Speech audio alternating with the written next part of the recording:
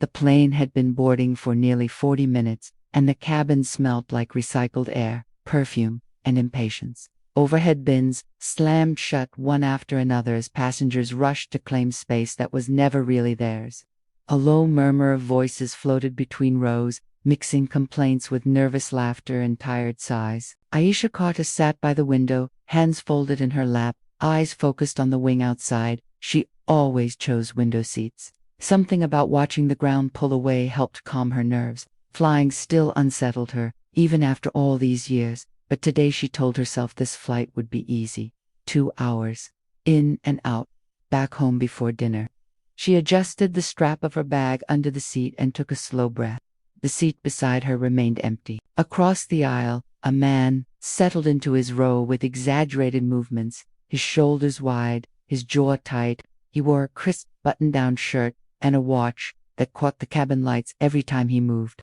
His daughter stood on the seat next to him, bouncing impatiently, blonde curls brushing the headrest. "Daddy," the little girl whined, tugging his sleeve, "I want that seat." Aisha felt the words before she fully heard them.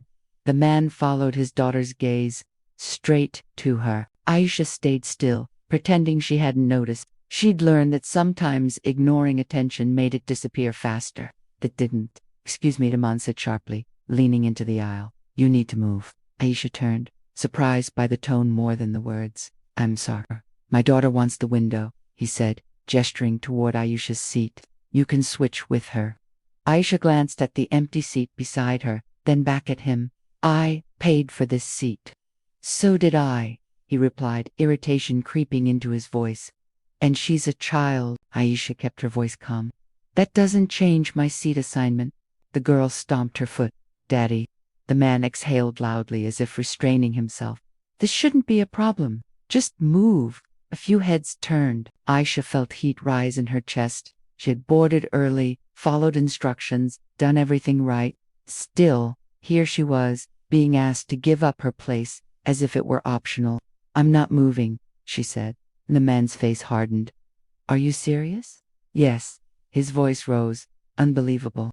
A flight attendant paused a few rows away, watching cautiously but not intervening. The girl crossed her arms. "I want her seat." The man leaned closer to Aisha now, his shadow falling over her. "You hear that? You're upsetting my child?" Aisha met his eyes. "You're doing that?" For a moment, it looked like he might laugh. Instead, his mouth twisted. "This is why flights are a nightmare. People like you." The words hit harder than she expected. "Daddy," the girl said again, louder. "Make her move." The man snapped. "Move. Now.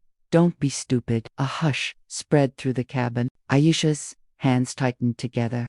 She felt the familiar urge to shrink, to comply, to make it end. She'd felt it her whole life. But today, something inside her refused. "No," she said. The man scoffed. "Wow. Real classy." From behind them, a voice spoke up. "She doesn't have to move." Everyone turned. A woman in her 40s leaned into the aisle, her expression firm. "Those seats are assigned." The man shot her a glare. "Mind your business." It became everyone's business when you started yelling. The woman replied. Another passenger nodded. "She's right." The man's jaw clenched. "You're all serious right now?" Aisha swallowed, heart racing. The flight attendant finally stepped forward. "Sir, is there a problem?" "Yes," he said immediately. "She won't give my daughter her seat." The attendant looked at Aisha. "Ma'am, this is my assigned seat," Aisha said quietly. "I'm not moving." The attendant checked her tablet. "That's correct." The man laughed in disbelief. "You're siding with her?" "I'm enforcing seating assignments," the attendant replied evenly. The girl burst into tears. "There," the man said loudly. "You're happy now?" Aisha felt every eye on her. Another flight attendant approached, drawn by the commotion. The murmuring grew louder, tension thickening the air. "Sir," the second attendant said, "please, lower your voice." He pointed at Aisha. "She started it." Aisha shook her head. "I didn't." The man leaned back, crossing his arms. Unreal. Minutes passed. The captain's voice crackled overhead, asking passengers to remain seated while an issue was resolved. Aisha stared straight ahead, jaw set, refusing to cry. A senior crew member arrived, listening to both sides. Other passengers spoke up, voices overlapping. recounting what they'd seen. Finally, the senior attendant turned to the man. "Sir, your daughter can sit in your seat or the aisle. These are the only options." He stood abruptly. "This is discrimination." A murmur rippled through the cabin. The attendant raised an eyebrow. "Against whom?" He hesitated. Aisha felt something shift. The attendant continued, "You will return to your seat or be removed from this flight." Silent. The man looked around, realizing the cabin was no longer on his side. Slowly, stiffly, he sat down. His daughter sniffled, defeated. The attendants dispersed. The plane prepared for takeoff. Aisha exhaled for what felt like the first time in minutes. As the wheels lifted off the ground, the woman behind her leaned forward. "You did the right thing," she whispered. Aisha nodded, eyes stinging. Across the aisle, the man stared straight ahead, jaw tight, hands clenched. The flight continued in uneasy quiet. When they landed, passengers stood slowly, gathering bags. The man waited until the aisle cleared before standing. As he passed Aisha, he hesitated. For a moment, it seemed like he might say something. Instead, he turned away. Aisha remained seated until the cabin emptied.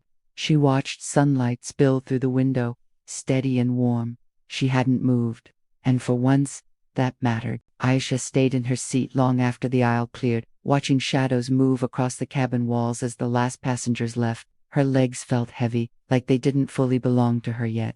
The adrenaline that had carried her through the confrontation was draining fast, leaving behind a dull ache in her chest. She hadn't expected to feel this tired.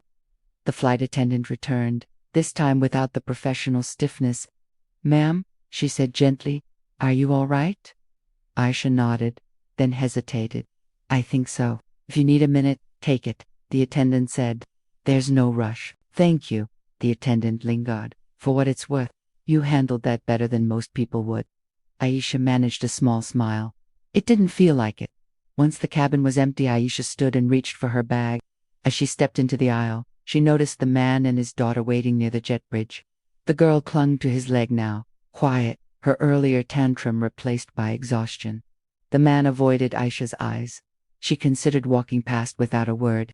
That would have been easier, cleaner, but something about the girl's hunched shoulders stopped her. "It's okay to be disappointed," Aisha said softly, surprising herself. The man stiffened. "We don't need—" "I wasn't talking to you," Aisha replied calmly. The girl looked up, eyes red-rimmed. "I just wanted to see the clouds." Aisha nodded. "I know. They're beautiful." The man finally met her gaze, confusion flickering across his face. He'd expected anger, accusation. Not this. "She flies a lot," he said defensively. "It's hard on her." "So do I," Aisha replied. "That doesn't mean I owe anyone my seat." Silence stretched between them. The man swallowed. "I didn't mean for it to turn into that." Aisha studied him. He didn't stop it either. His jaw tightened. "I was just trying to make things easier for my child. And you chose me to make that happen," Aisha said. "Ask yourself why." The words landed heavier than shouting ever could. The girl shifted her weight. "Daddy, can we go?" He nodded, suddenly subdued. As they walked away, he said quietly, "I'm sorry." Aisha didn't respond. She wasn't sure yet what that apology was worth. Outside the gate, the airport buzzed with movement. Announcements echoed overhead. Wheels clicked against tile.